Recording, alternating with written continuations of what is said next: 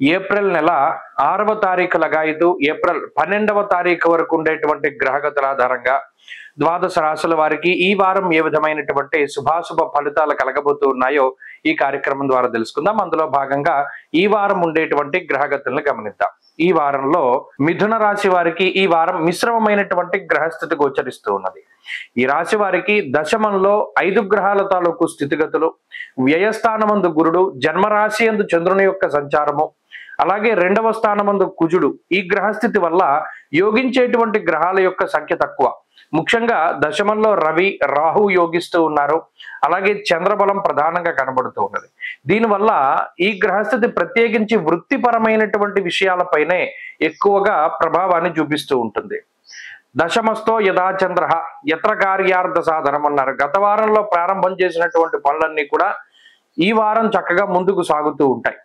అలాగే ఈ వారంలో కూడా శరీర సౌఖ్యం ఆరోగ్య అన్నది శాస్త్రం. అనగా ప్రత్యేకించి చంద్రబలం ఎప్పుడైతే ఉన్నదో కొంత మానసిక ప్రశాంతత, ఏదైనా ఉద్యోగంలో ఒత్తిడి ఉన్నప్పటికీ లేదా ఒక కీలకమైనటువంటి నిర్ణయాన్ని తీసుకోవాల్సినటువంటి పరిస్థితులు ఏర్పడ్డప్పటికీ ఈ రాశి వారు భయపడకుండా ముందుకు సాగుతూ ఉంటారు.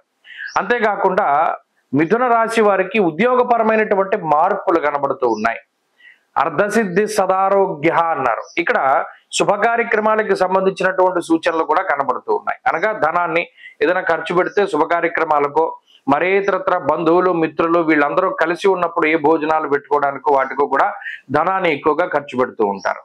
అంతేగాక కొంత మాటకి సంబంధించినటువంటి ఇబ్బందులు, మాట పట్టింపులు రావడానికి అవకాశం ఉంటుంది. జీవిత భాగస్వామితోటి కొంత సఖ్యత లోపిస్తూ ఉండడం, అనుకోకుండా చిన్న చిన్న మిస్అండర్స్టాండింగ్స్ లాంటివి ఎక్కువగా వస్తూ ఉండడం, ఈ మాట పొరపచ్చాలు ఎక్కువగా వస్తూ ఉండడం లాంటివి ప్రత్యేకించి జీవిత భాగస్వామితోటి కుటుంబ పరిస్థితుల్లో మనం చూడవచ్చును. అయితే మిథున రాశి వారికి ఈ వారంలో ఆర్థిక ఇబ్బందులు లాంటివి ఏమీ ఉండవు. కొంత ఎక్కువ మోతాదులో ధనాన్ని ఖర్చు పెట్టవలసి వచ్చినప్పటికీ కూడా రావాల్సినటువంటి డబ్బు సకాలంలో మీ చేతికి అందుతుంది, వచ్చిన ధనాన్ని ఖర్చు పెడతారు. అలాగే ఆరోగ్యపరమైనటువంటి ఇబ్బందులు ఏవి కూడా కనబడడం లేదు. కొద్దిపాటి బద్ధకం ఎక్కువగా ఉంటుంది. కొన్ని స్వయం కృత అపరాధాలు ఎక్కువగా కనబడుతూ ఉన్నాయి. అవి మినహాయించి అనారోగ్య సమస్యలకు ఆస్కారం ఉండదు. అలాగే కుటుంబపరమైనటువంటి పరిస్థితులు మిశ్రమంగా ఉన్నాయి. వృత్తి ఉద్యోగాల్లోనే కొంత ఎక్కువగా కష్టపడవలసినటువంటి పరిస్థితులు ఉంటాయి. ఎప్పుడూ కూడా ఈ రాశి వారు ఈ గ్రహస్థితి ఇలా ఉన్నప్పుడు అకారణంగా ఉద్యోగాన్ని వదిలిపెట్టకూడదు. అలా వదిలిపెడితే మాత్రం తిరిగి సంపాదించుకోవడానికి చాలా కష్టపడతారు. ఆ విషయాన్ని దృష్టిలో పెట్టుకోండి. ఈ వారంలో ఈ రాశి వారు మరింత అనుకూలమైనటువంటి ఫలితాలని సాధించడానికే సూర్యారాధన చేస్తూ ఉండడం చెప్పదగినటువంటి సూచన. ఈ వారంలో కలిసి వచ్చేటువంటి రోజు ఆదివారంగా చెప్పవచ్చును.